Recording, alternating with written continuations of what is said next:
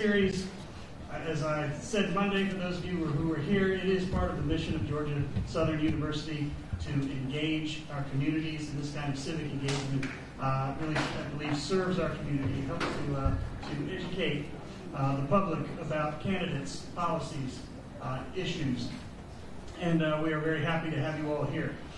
We have been doing these forums now for the better part of a decade, and in most all of that time we have been partnered with our media partner at WSAV, particularly with Tina and Ben. One of the changes that we have noticed in our most recent forums is the spirited nature that these debates can sometimes take on. When you have a mix of audience supporters, it can lead to situations where sometimes candidates will talk over each other and outbursts from audiences, and so we are asking people to not do that. To be polite, be civil, listen to the candidates, let them speak. Polite applause is fine, but let's leave the talking to the talking heads up here. Tonight we will have 3 sessions, and just for the record, 28 candidates are running for city office this time, and while logistically for us holding a forum, that's a nightmare, but for the city, that's fantastic. We have so often had races in the city, in the county, in the school board, where people run unopposed and people just aren't being civically engaged. So to have races where we have so many people willing to step up and serve the community is really a credit to the city and a credit to all the candidates. So we will start with post 1 at large. The 7 candidates will be here. The 7th candidate is on his way. And then that will be an hour-ish, hopefully a little less. And then we will take a quick 10-minute break, switch, and we will do districts 2 and 3 together. And we'll take another quick break, and we will do districts 4 along with at-large post 2. Not the best combination, but we're doing the best that we can with the time and space available. I also should say, while I have the microphone, in the spirit of complete transparency, just the same thing we want with our city council, that I had no craft in crafting questions for the District 3 race. My wife is involved in one of those campaigns, so that particular session has entirely been crafted by Dr. Kim Martin, my partner in the Department of Political Science. We don't want even the appearance of conflicts of interest. Reminder, election date, November 7th, in-person voting starts Wednesday, October 16th. Format.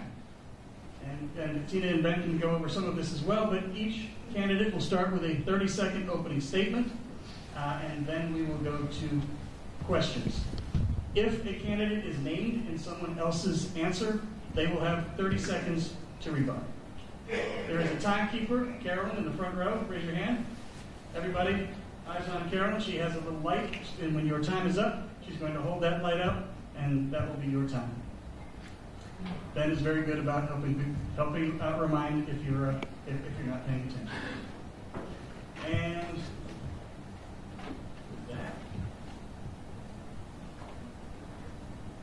I just thank the university and the College of Behavioral and Social Sciences who is sponsoring this event. Now, with that, I will turn it over to our very talented and much more charismatic moderators, Tina Shaw and Ben Singer from WSAV.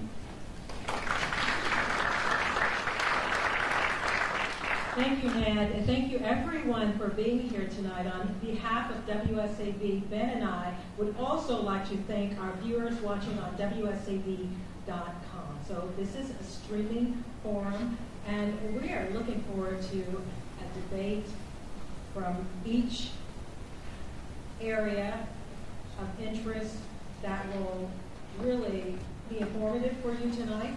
And so we hope that everyone will be listening closely and that you will hear some things that will inspire you, and maybe there's something that you've been thinking about, and it could be from tourism to transportation to just a love for the city of Savannah. maybe there's something that will inspire you. I have a feeling that's why all of you are here, to make sure that you understand and you know what these candidates stand for. And I have also an inkling that these candidates are in the race because they want to support you, the voters, your neighbors.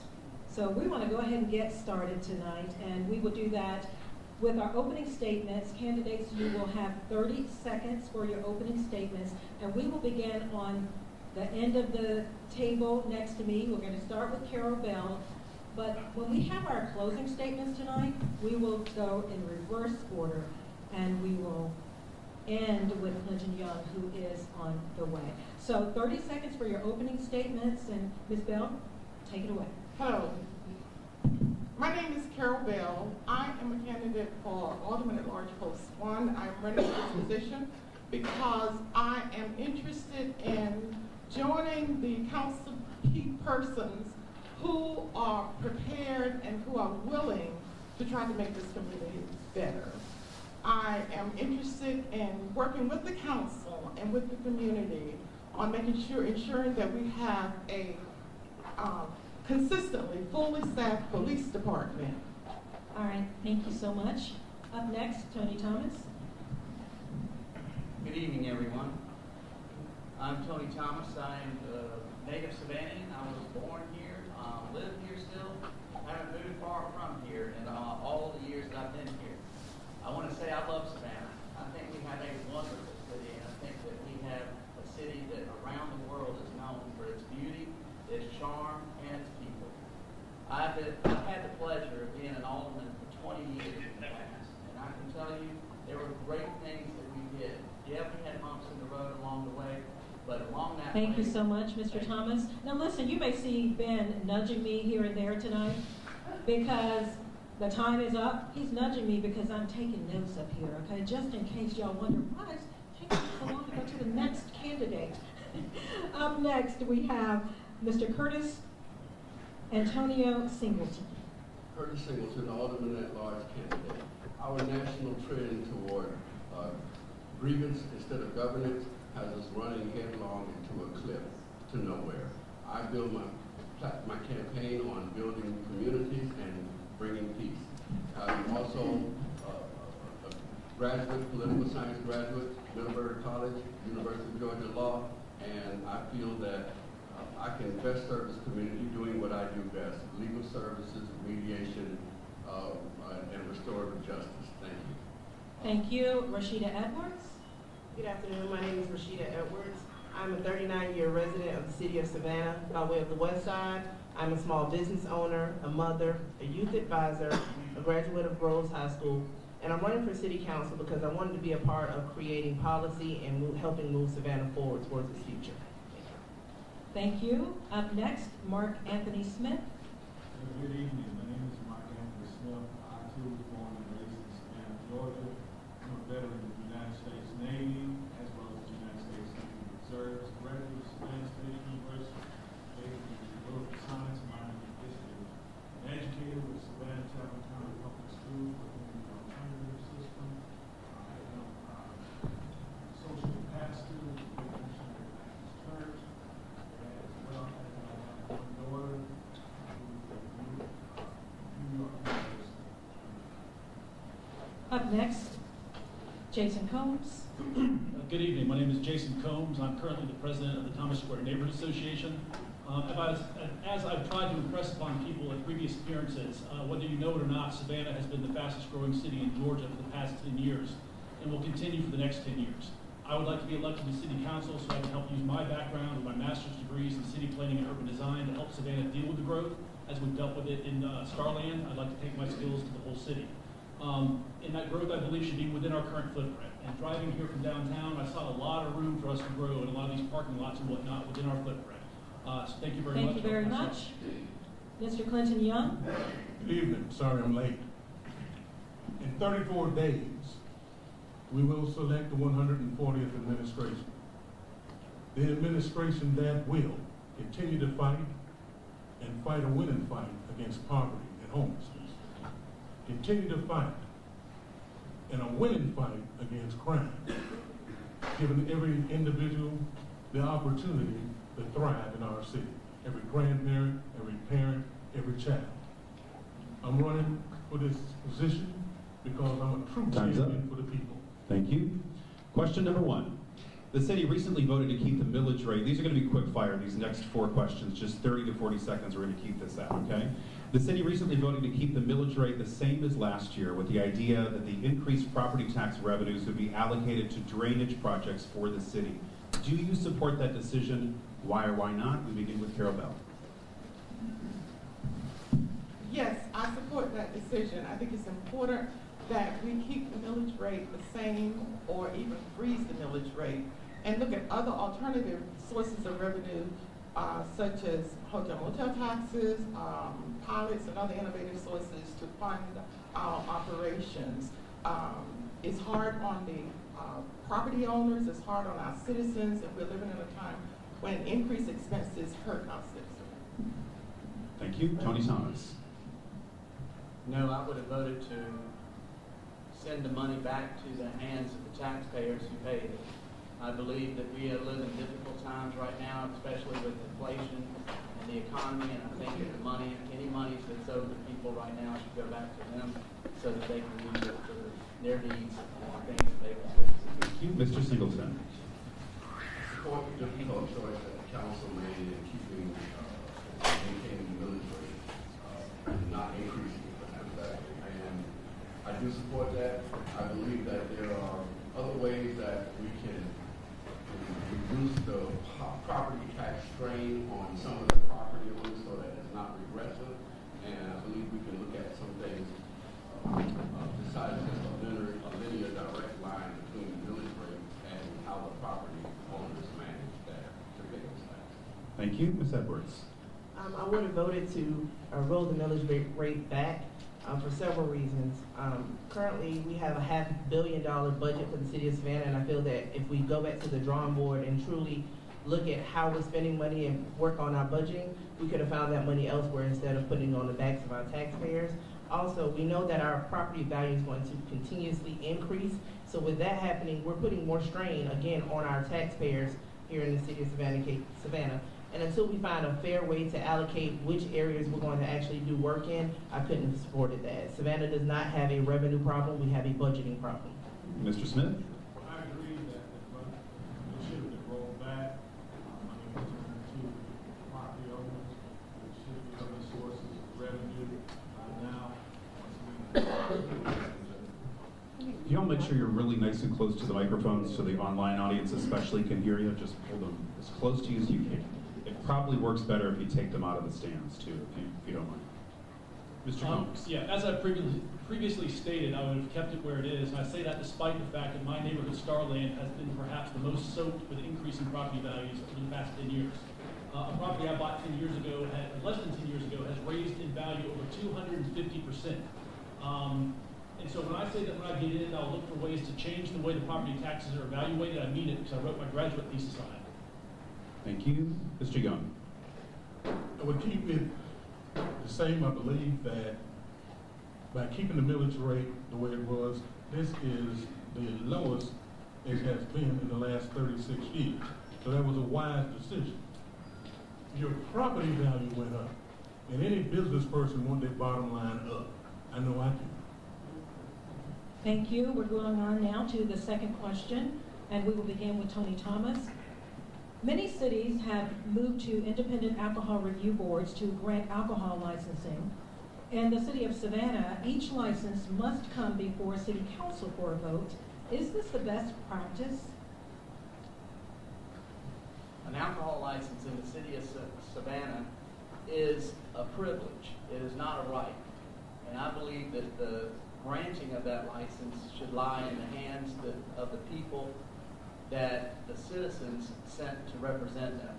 I do think that there are a lot of other things that we can do to protect areas, neighborhoods, when it comes to alcohol establishments, but that is a responsibility, I believe, that should rest with the city council. Thank you. Curtis Singleton. The alcohol rate, licensing rate, has become politicized in many ways, and I believe we need the community input to determine whether that's something we need to review. So far, and it's because of the politicization of the license. And I think that the disparate impact on some communities is what's really at issue here, not whether the license should be issued by the council or not. We are moving on now to Roshida Edwards. I absolutely support the fact of us having an independent alcohol review board for several reasons. We do need to depoliticize the process. Right now, for those that may know, I actually was a victim of our system and how it operates as far as alcohol licensing is perceived. Small business owners in the city have not had the opportunity to have a fair chance at operating. Also, if we're moving the city forward, we need to be focusing on adapting new policies and new procedures and catching up with the rest of the state. Nowhere else in the state of Georgia operates. Thank you very much, Ms. Edwards. We're going to move on now to Marc Anthony Smith. I think an independent board is needed at this juncture. I don't think the process now is too politicized, but we do need an independent board to review this. This is one thing that is taken from the city council and give it to the independent board. Thank you. Jason Combs. I'm with my two neighbors on this one. It needs to be an objective decision by staff and taken away from arbitrariness and subjectivity means of politics. Staff objective review. And Clinton Young. Just be fair across the board, but the input of the community, neighborhood associations, must play a vital part in it. A lot of neighborhoods don't need alcohol establishments in there. So they are playing a vital role with it. I don't want no more alcohol establishments in my neighborhood. This is number 3. Thank you. Our next rapid fire question. There remains much discussion about the Civic Center site and what should become of it. Oh gosh, I'm sorry. Carol Bell, my bad.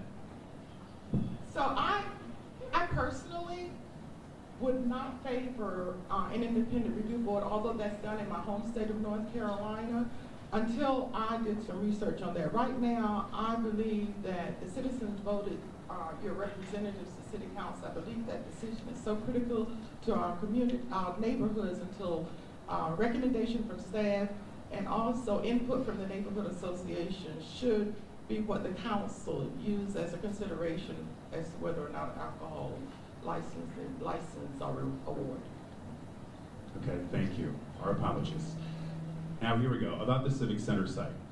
So should the Johnny Mercer Theater remain? Should it return to a square? Should it be repurposed into city offices or something else completely? Where do you stand on the Civic Center site, and what voice should voters have in this decision? And this time we will start with Curtis Singleton. Thank you. The Civic Center building itself is outdated, outmoded, and not up to various standards for what it should be. So I don't have a problem with getting rid of the building. However, what is important is that it is the Martin Luther King Jr. building, and it is the only building named after Dr. King downtown. And I believe that that's an important factor that needs to be taken in, and the community has spoken on that matter. Thank you. Thank you. Roshida Edwards. I feel that it should be a voting process with our residents. We should return the power back to our citizens and allow them to make the decision on what should happen in that area. As far as I am concerned, I would look forward to restoring the squares, and if that was not the popular opinion of the people, then definitely look at using the space for our recreation department for our children. Thank you. Marc Smith. I too believe that Civic Center review should be taken to the people. One thing I do not want to see is a parking lot, and that's why we have the Ellis Square referendum to take away that parking deck and put it underground. I think the Civic Center could be used for other purposes, but making it a parking lot, I'm totally against that. Jason Combs. Voters have already said loud and clear they want affordable housing. The leadership of this city needs to show that we can put it here and it's an efficient place for it. So I say, knock down what's there. I've been told by architects it's not worth saving. Recut the blocks in time for the 300th anniversary of Savannah back in the Oval Court plan. keep all the land, use ground leases to have developers put workforce housing there, where people can live and work without a car that saves them an extra $10,000 for not having to maintain a car every year. Clinton Young. Tear it down, name it Martin Luther King, Johnny Mercer parking facilities. We have a downtown problem with parking. That's a great spot for parking. We can get affordable housing throughout the city, but downtown is congested and we need parking. We can go 2 stories down and 6 up and have 8 floors. Martin Luther King, Johnny Mercer parking facilities. Carol Bell. I personally think we should hear the voice of the people. My personal decision is that, without any further research, is that the arena is costly to maintain. And if anything, the arena should be torn down. But because we have a 2,566 seat theater that is useful to arts organizations and other other entities in town, I think that can be repurposed and refurbished. But that's my personal opinion. I would listen to the voice of the people, and I think the people need to make a decision. And Tony Thomas. Actually, this is an issue that we looked at and had some expert input back in 2018 and 2019. My opinion is that we should recreate the square that was there. I do believe, as Mr. Combs has suggested, that it would be a great opportunity for affordable housing. And I do believe that we need to save the Johnny Mercer Theater. Combined with the Savannah Cultural Arts Center and the Johnny Mercer Theater, that would be a great opportunity right there to create a city imprint, restore a square, and provide one of the initiatives that each of the council in the past and this current council see is needed in this community. Thank you. As we begin with round 4, can everyone check your phones? If they're not muted, will you please mute your phones? Thank you very much. Round 4 now. And we begin with Roshida Edwards. The question, or the topic: SCAD contributes a great deal to Savannah, but also expects to receive a lot of city services. Because SCAD is not required to pay any property taxes, some feel SCAD should find a way to help mitigate those costs. Do you feel SCAD should begin to offset some of the cost of city services? Absolutely. Right now we have a city full of citizens that feel taken advantage of by SCAD, that they're paying for services that SCAD is being able to use but not paying anything for. Another thing, as far as SCAD is concerned, we have to take into consideration that they have 13,000 students. That's actually more people than Garden City has residents, and Port Wentworth has residents. So if they were a city, they would actually be the 3rd largest city in this area. So it's definitely time for SCAD to start paying their fair share. Thank you. Mark Anthony Smith. One way that SCAD could pay those taxes is that they have 30,000 students. They need their own police department, which will take a strain off of Savannah Police Department. Georgia Armstrong has their police department, Savannah State. Even the Board of Education has their own police department. Why doesn't SCAD have their own police department? Jason Combs, your thoughts? Well, I used to work for SCAD, and they do have their own security department. When I worked for SCAD, I was an international recruiter, and I actually helped to negotiate a deal between SCAD and the government of Saudi Arabia. So I think as a member of City Council, I would be able to help negotiate a deal between SCAD and the City of Savannah. Clinton Young? Yes. I don't believe we should tax anyone with 13,000 students. The money that they bring into Savannah, they deserve that capital gains tax. That's a very vital part of the city. The ways that we can use them is to help with affordable housing, with the architecture and design of that. I'm in favor of utilizing SCAD like that. But as far as creating a hostile environment with taxing the golden goose, they have been very instrumental with urban renewal in this city, and we can utilize them in the future. Thank you. Carol Bell? I agree that SCAD has provided some wonderful services to the city in terms of renovating housing and properties downtown, but I also believe that the city of Savannah has paid an awful lot and continues to pay an awful lot in terms of delivering services, water, sewer, fire services to SCAD. So I would suggest that we continue discussions, as is done in other cities, for SCAD to engage in a pilot, P-I-L-O-T, a payment in lieu of taxes. And that can easily be done, but you have to have a willing partner. Thank you. Tony Thomas? Talking about SCAD, I'm not going to beat up on SCAD, but that train has left the station already. SCAD's been here for a long time. They do contribute a significant amount of money to the economy of the city of Savannah. I believe that the numbers are right. Ms. Edwards quoted 13,000 students. That would be an enormous university right in the heart of our downtown. They have a living campus. We pay for that campus. Their students walk on our streets. They use our streets. They are protected by our police, by our fire. I do think SCAD needs to come to the table and participate. However, I don't think that any kind of attempt to demand that SCAD do this and do that is going to work efficiently unless they become our partner with it. Thank you. Curtis Singleton? The answer requires vision here. And that vision means all parties have to come to the table and the communities. What we're looking at as how it affects the individual homeowner is that SCAD is probably the largest institutional investor in businesses and buildings.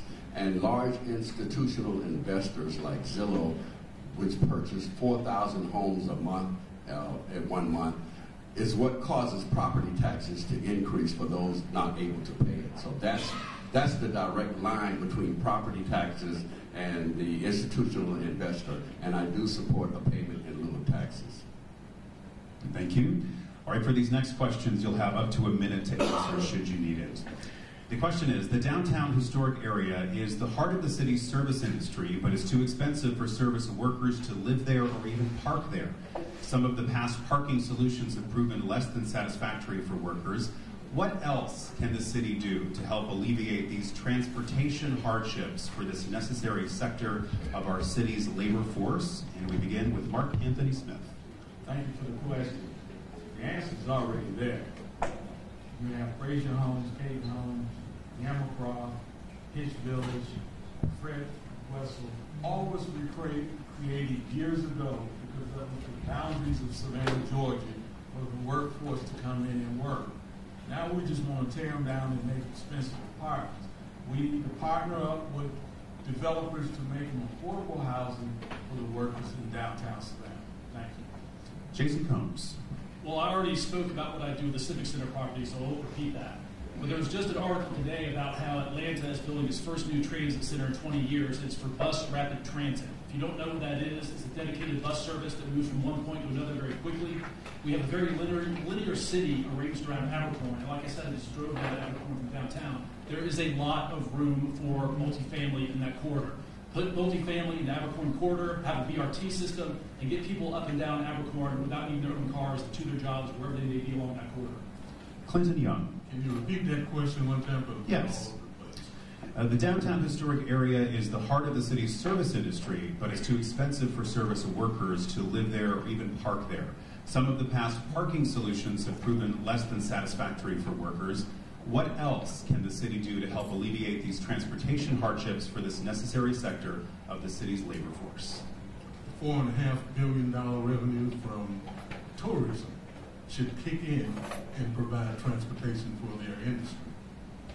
I believe that should be the way. They can get their own bus service and transport their employees. Thank you. Carol Bell. I believe it's important that the city partner with investors, builders, developers, and build, because they're in the business of building homes. They can help provide affordable housing in areas, and then the city in areas like outside of the downtown area, but also the city then can provide the transportation for moving the people back and forth between those areas. Tony Thomas.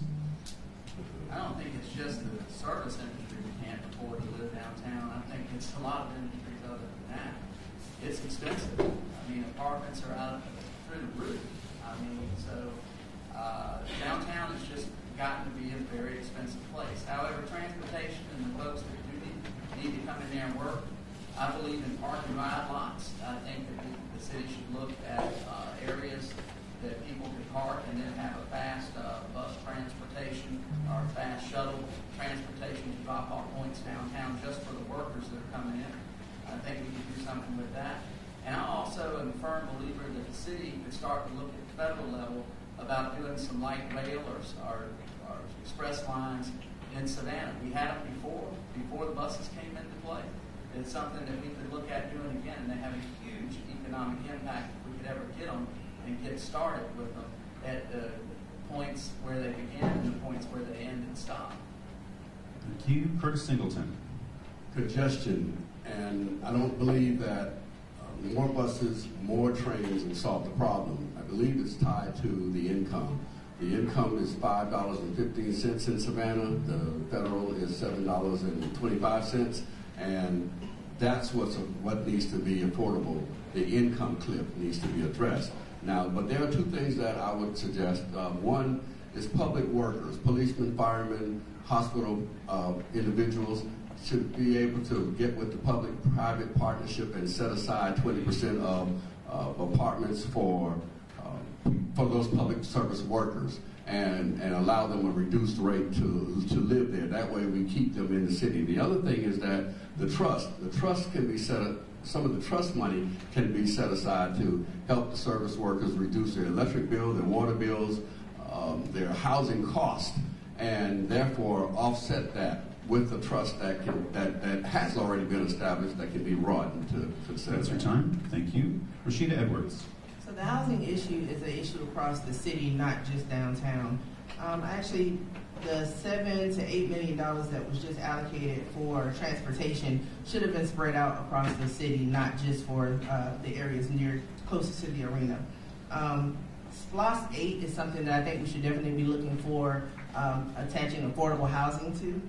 And also, if we were to put as much energy into affordable housing as we've put into our tourism industry, I mean, just imagine where we would be.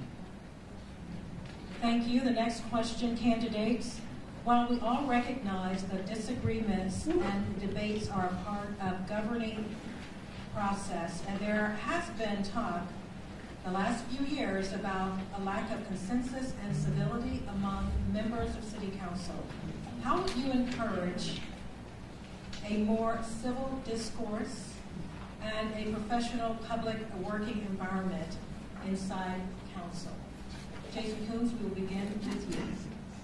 Well, I don't think it's any surprise to say that there's basically, kind of two halves of City Council right now. And I've been very cognizant of that in trying to not align myself with either, but being friends with them.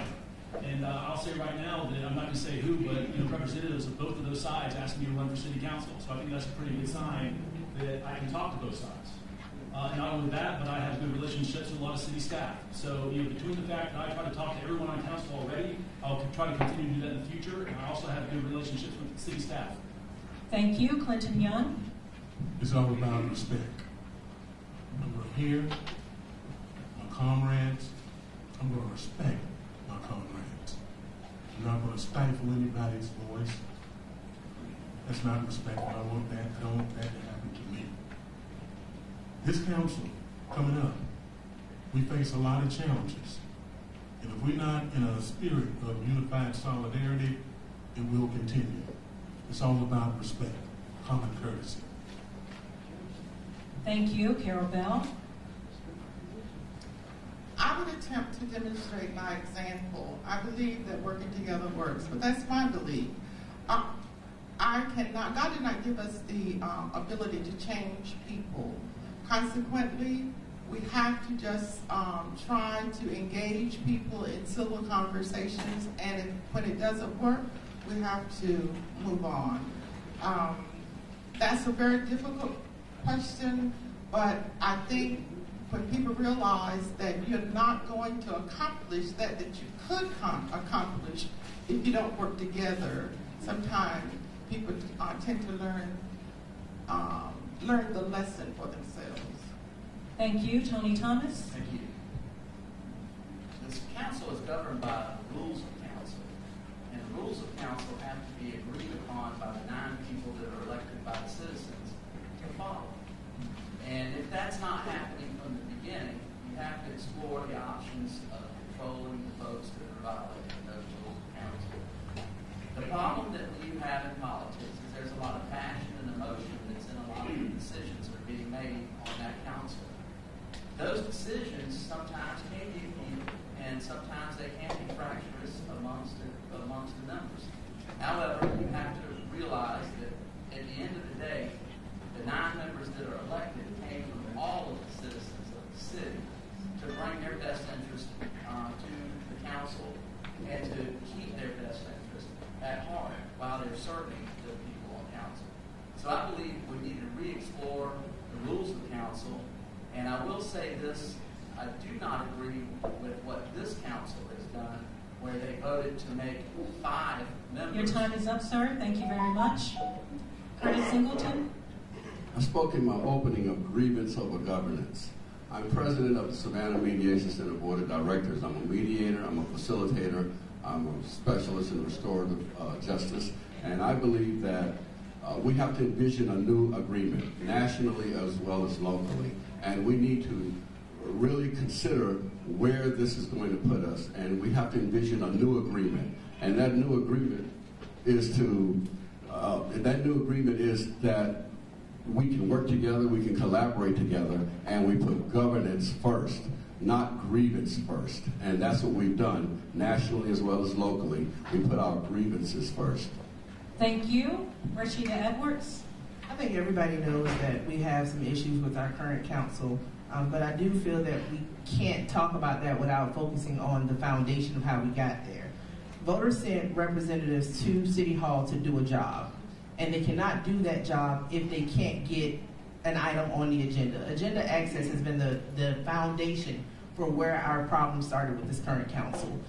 Having 5 representatives to vote on an item just to have a discussion about it is it's not a part of our democratic process. So we need to go back to how things work so that every representative there has the opportunity to bring your issues and concerns to the forefront to do the job that you sent them there to do. And your thoughts, Marc Anthony Smith.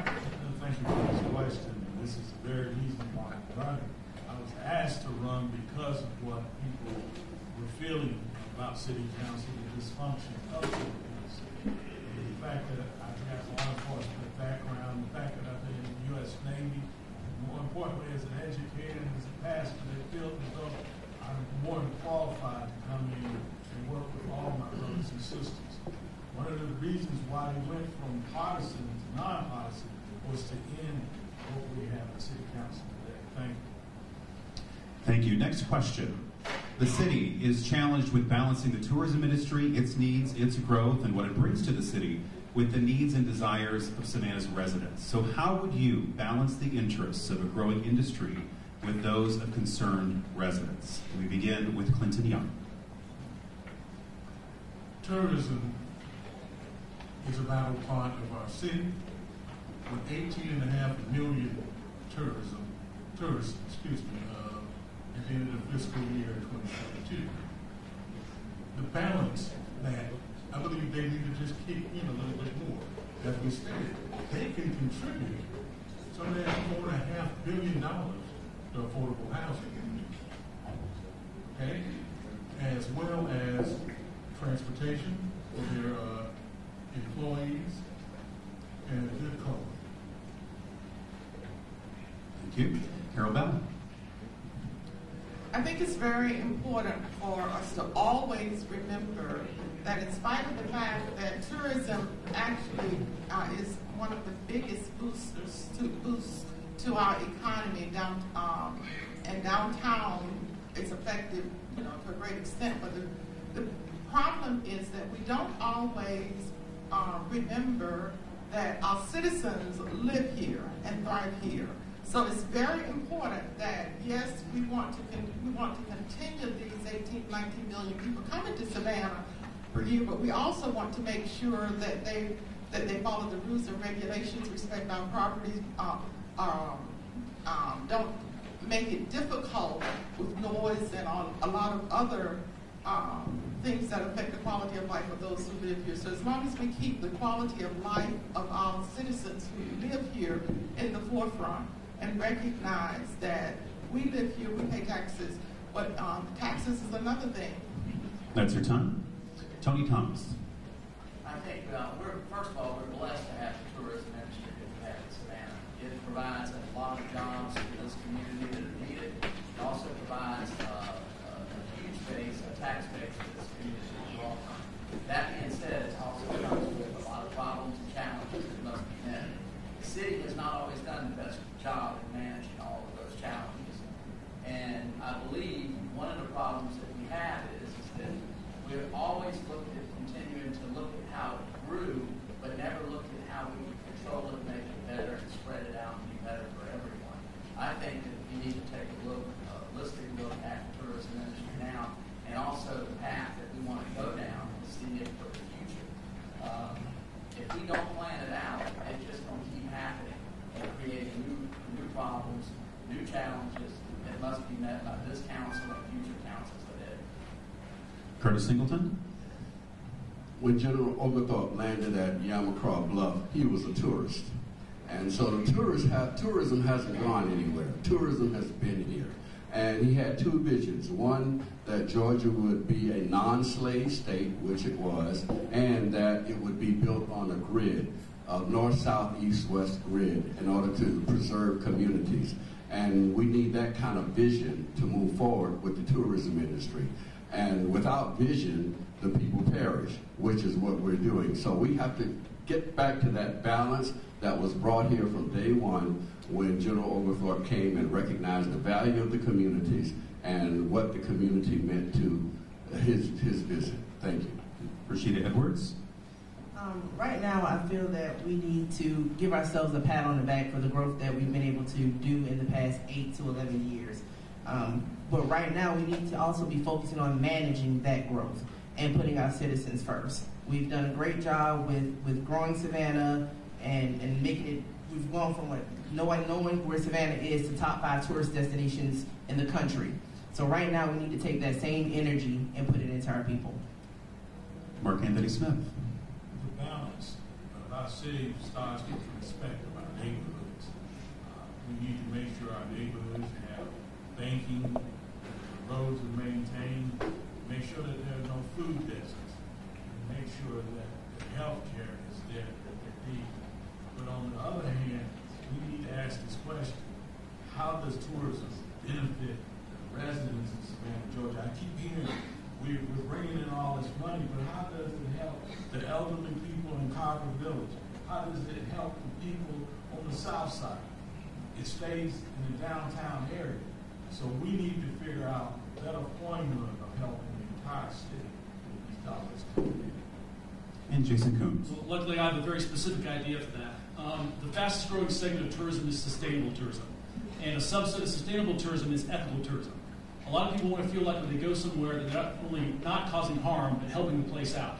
One thing that we could do is, in the point in time count this year for the homeless, they found that 88% of the sheltered homeless were actually first-time homeless. It's important to get those people into permanent housing and then transferred back into a normal life so they don't become chronically homeless. One thing we can do is pair up short-term rentals, either owned by the Homeless Authority or by a nonprofit, and pair them up directly with supportive housing for the homeless. Then when people come and stay in those, they can feel like they are directly giving back to the Savannah community, and that is going directly to support that housing that we desperately need to keep people from becoming chronically homeless. That's one such idea I have for a way that tourism can be, growth can be good, and not just more the tourism we've seen for the past 30 years. Thank you. Before we continue with the next question, we've been asked to ask you to quiet down. I'm not sure what section is coming from. I don't hear anything. Ben says he doesn't hear anything. But we were asked, apparently there's some chatter going on, and everyone in here would like to hear what the candidates are saying. So if you can, respect the candidates and respect everyone in the room. Thank you very much. We are moving on now, candidates. What will it take to get our police force fully staffed? And what are you prepared to do to get us there? Clinton Young will begin with you. First and foremost, we must realize that we are fishing in a very competitive pond. Metropolitan policing is very hazardous right now. Okay? So how do we remedy that when we have a trilateral deficit across the board? 150 plus Savannah Metro, Sheriff Department 150, as well as the county. I'm for joint collaboration of the city and the county for 8 hours a day. Okay? 4 to 12, 6 to 2, however you figure it out, for prime time foot patrol. But in order to get these really solved, we need to first turn back the 10-year vested on pension. Cut that in half and make it 5. Also, help with homeowner assistance as well as child care assistance to make it a lucrative Thank you deal very much, for sir. them. We are moving on now. Carol Bell. We're going to have to become more innovative in our recruitment efforts. Savannah is a beautiful city, ranked very high in livable cities. So we're going to have to recognize that we need to offer incentives, perhaps, that are not being offered in other metropolitan areas. It's very difficult, and it's one of those problems that we're just going to have to think out of the box and make sure we're doing something different to attract officers here that is not being done in other parts of the area. Tony Thomas. This is going to be an issue that's going to cost money, but the number one priority of the city government is the protection of its citizens. I believe that instead of trying to be in the need or the middle of our income levels, we should be at the top. We should be the one at the very top offering the highest salaries, best benefits to people that come here and make an investment in our community by putting their lives on the line. That being said, I think that there's been too much looking to just get to the middle. We can't continue to do that. I think as Mr. Young said, we're fishing in a very competitive pond, and that's true. Every community is faced with the issue that we're dealing with right now with attrition and lack of people filling these positions. We need to be innovative, yes, with recruitment efforts, but it's going to cost money. We need to put the money into the program to get the people that we need. Thank you very much. Curtis Singleton.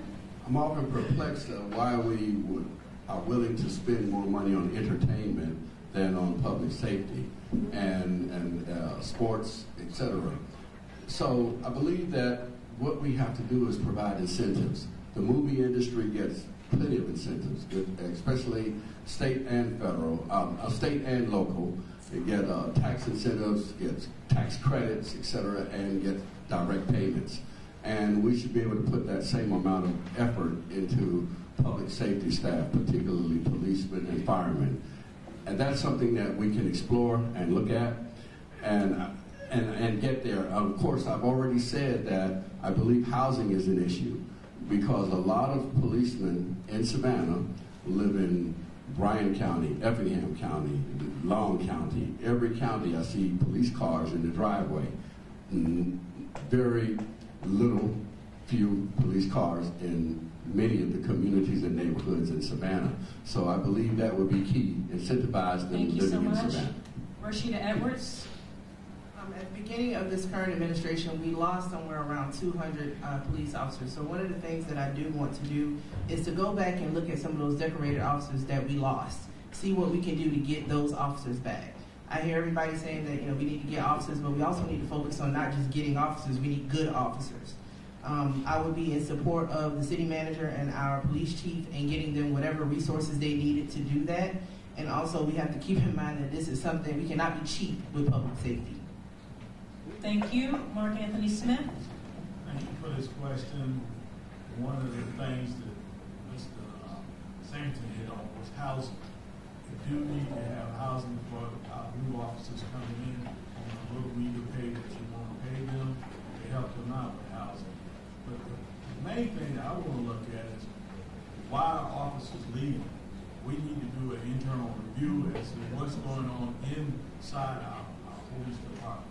I can tell you, number one, working 12-hour shifts is not going to do it. They're not going to stay long. So we're going to have to figure a way to get back to 8-hour shifts.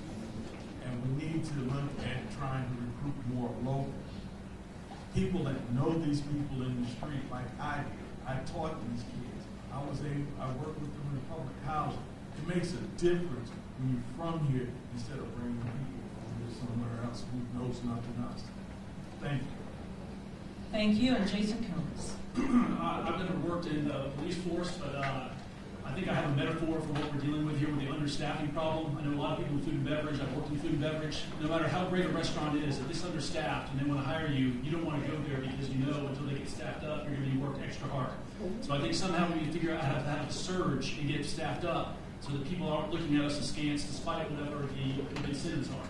I went a couple of weeks ago to the DNA meeting where Chief Gunther and his entire command staff were there talking about what they're doing. They seem to have high morale and to have a plan. So if voted to the city council, I would support them and give them all the money they need to get that surge through and get staffed up. Thank you so much. Our next question.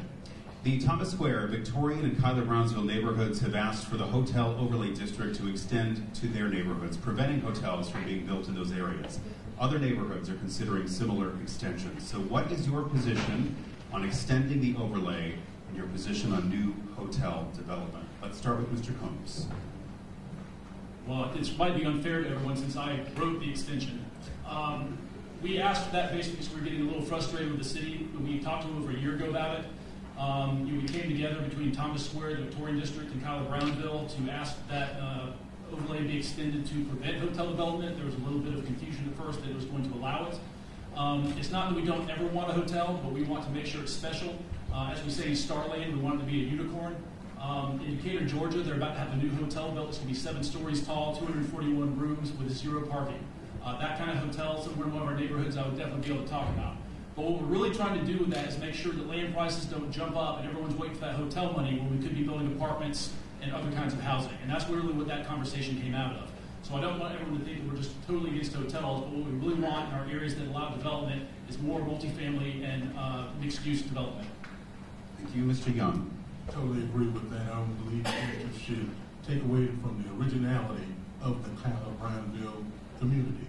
We don't need hotels down there. We need hotels downtown. So I'm against that, as well as coming up, extending also the Airbnbs in there. You're taking away from original neighborhoods, okay? And that's my point on that. Carol Bell.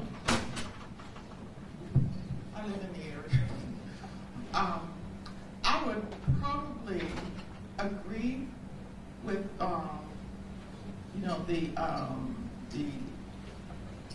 the way the ruling is phrased now, not letting any, or the proposed ruling is phrased, not allowing any hotels to be built in the area is one thing for a residential area. However, I think of a plot like the old Sears building, and I wonder, would we still want to apply that kind of ruling to something, an area or plot that's not strictly residential? So I think that's something we also need to think about. Tony Thomas. I agree with Jason Holmes with the hotel overlay district. I think he, of course, Kraft is the master of that plan itself. I do think that the power of people to make that decision in their community should lie within the people. So when you're looking at these expansions of hotels, wanting to build in the areas and all, I think you should outline districts and let the citizens that have a stake in those districts make their decision if they want these type of developments in their district or not. I think in addition to hotels, I think you could use that formula to put alcohol as well. And that way you get a good plan and a good input from citizens on how they want to develop their communities. Because in Savannah, there are many communities within the city limits. It's not it's not just one Savannah. It's a lot of conglomeration of communities that come together to make up our city. And I think we have to have as much input as possible. Curtis Singleton. The hotel itself is not the only issue here. The issue is the hotels, it's Airbnbs, it's turning single-family homes into multi-family apartments. And what is happening is that it's changing the nature and the identity of Savannah. And that's where the vision has to come in to look at a broader vision and look at how we're impacting communities. And what I'm speaking to is the single-family housing and the availability of single-family housing and the cost that's happening and driving up the cost. And just looking at hotels as the only culprit here, it doesn't really address the totality of the issue. And I think the communities need to be brought in to really work on this issue. How does the Airbnb, how does all of these different rental, and how does taking single-family homes and breaking them down? That's your time. Roshida Edwards. We know that we have a 9,000 to 10,000 unit shortage for affordable housing, but what most people don't know is we have 8,800 hotel rooms. So right now, my focus is on doing what we need to do to make sure that our residents have an affordable place to live. And as far as the area is concerned, I would be completely supportive of the residents of that area and what they would like to have in their area. Thank you. Marc Anthony Smith. Right now, building hotels, Airbnb is the flavor of the year. And then a couple of years from now, those buildings will be dilapidated. Just think today, if you try to put a hotel in Ardsley Park, if you, oh no, it's not coming here. But back in 1930s, they did bring a hotel there at 500 Washington Avenue. Eventually, it turned into Savannah High School. So we need to think about what we're doing with these hotels in different communities. Thank you. Candidates, your last question for the evening. What is the biggest challenge facing residents residing outside of the downtown area? And what would you do to resolve this issue? We begin with Roshida Edwards. Affordable housing. Affordable housing, income-based housing. I'm happy that we've been making strides to work on this situation, but we have to be realistic in understanding that 5 units here, 5 units there, 10 units there is not going to fix our 9,000, almost 10,000 unit shortage. So again, I will say I am a huge supporter of putting affordable housing on our SPLOST 8 and allocating somewhere between 30 and 40% of that money towards affordable housing. At least that way we can knock out a huge portion of the units that we're short.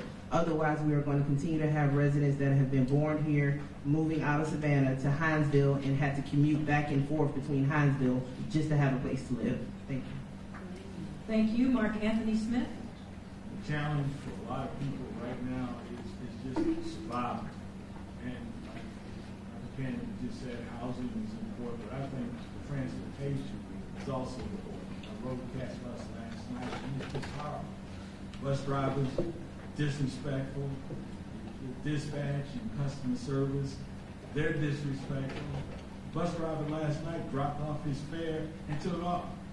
He was supposed to drive another route, but he left people standing there. Turn the center. So, yes, we need better transportation. Jason Coons. Once again, I agree with both my neighbors. Rashida is absolutely right. We need more housing, and not just at the affordable level. We need housing at all levels because we have so much growth coming to Savannah. And honestly, it can be a blessing because one of the reasons our transit doesn't work well enough is because our population is too spread out. If we can take that incoming population and concentrate it into areas that make CAT routes more efficient, and again, back to the BRT idea for Abercorn, and then also redeveloping Savannah Mall as a new node on the south side, we can solve both our housing problems and our transit problems at the same time. So again, housing, transit. Let's take this growth and put it in the right places and solve both these problems. Clinton Young. Safety. That's the problem outside the downtown area. We're living in an era of open air shooting and broad daylight massacres, okay? We need to put a grip on that. I had a brother shot down in the streets, okay? No one wants that. We need, as I said, a curfew of 10 p.m. It's 10 p.m. Do you know where your children are? 18, under 18, coming home from an after-school event or an after-school job.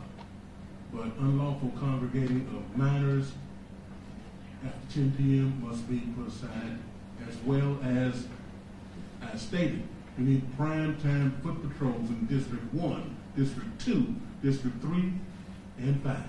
And I'm willing, as the at-large, to get out and engage with the individual aldermen of that district instead of Monday morning quarterback. Thank you very much. Carol Bell. 1 and 2, and I don't know which one is 1 and which is 2. It depends on who you're talking to. Public safety, crime, and affordable housing.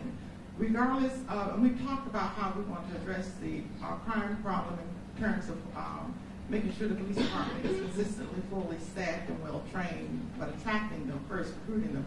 But on affordable housing, we have, regardless of how we fund affordable housing, we have to recognize that the city is not in the business itself of building houses. We really need a public-private partnership with the private sector, with developers, to make sure that these developers are able, that we have a business-friendly, pro-business policy among our staff, so our builders, local developers, won't have to go out of the city, out of the community to build houses. But we have to find innovative ways to build more affordable housing. Even if we get the money, we really need to find ways to do it in an innovative way. Thank you very much. Tony Thomas.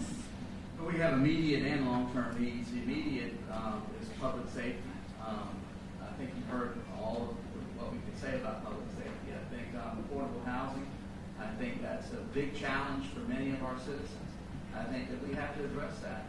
But what we really need to is a group of 9 people that are called the City Council that are willing to work together to create the opportunities, create the vision, create the plan, and look to the future for this community. If we don't have that, anything that we do, anything that we try is going to fail. Thank you. And Clinton Singleton, your song. Curtis Singleton, thank you. Sorry, listen. Clinton Young, Curtis Singleton. Mr. Singleton, thank you. I believe that we really have to define affordable just as well as we have to define crime. And affordable housing to some means a whole different word than what it means to others. So the word affordable itself has to be, we really have to look at that. But I believe the number one issue that I find is gentrification. And there needs to be a dialogue about that, because the shifting population, I'm on the board of J.C. Lewis Health Center, where we provide affordable health care. And we had to remove our office at Farm Street and move to the mall because we found out that's where the population is shifting that we serve on the south side. So we really have to look at what gentrification is doing to Savannah and to its identity. Thank you. Thank you.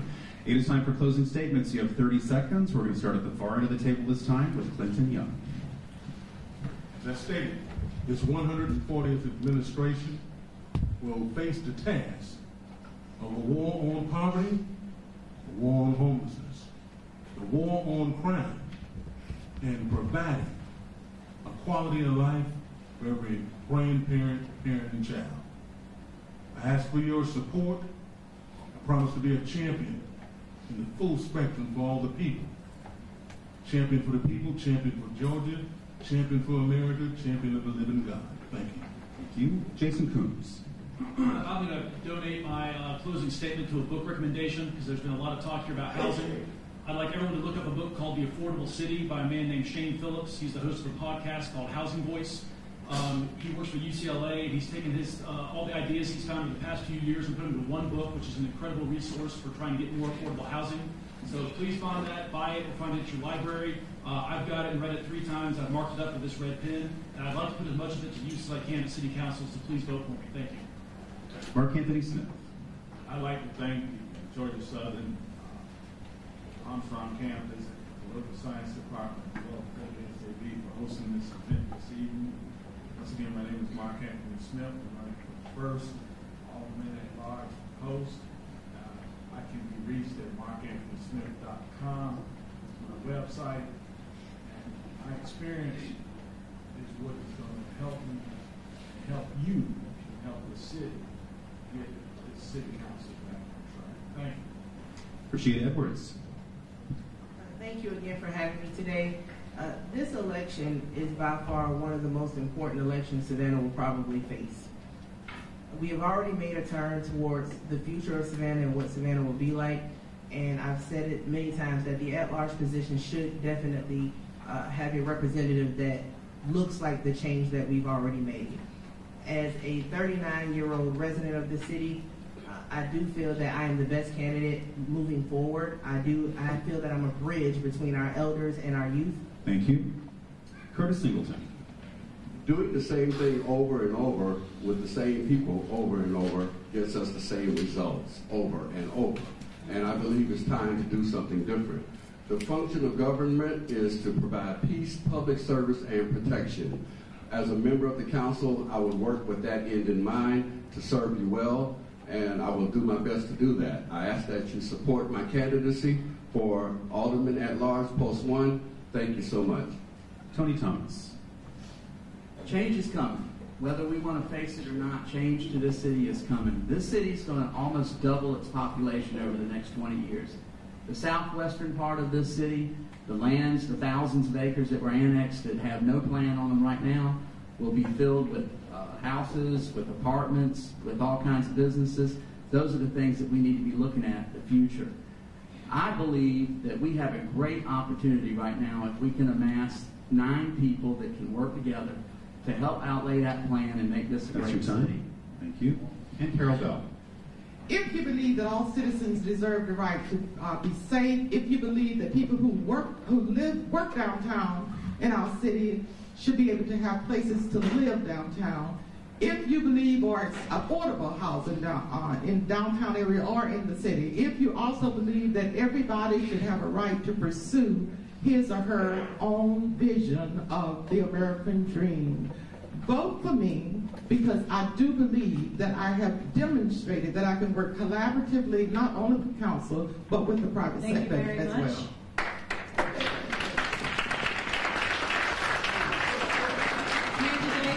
We want to say thank you to each and every one of you for being here tonight and participating in the forum.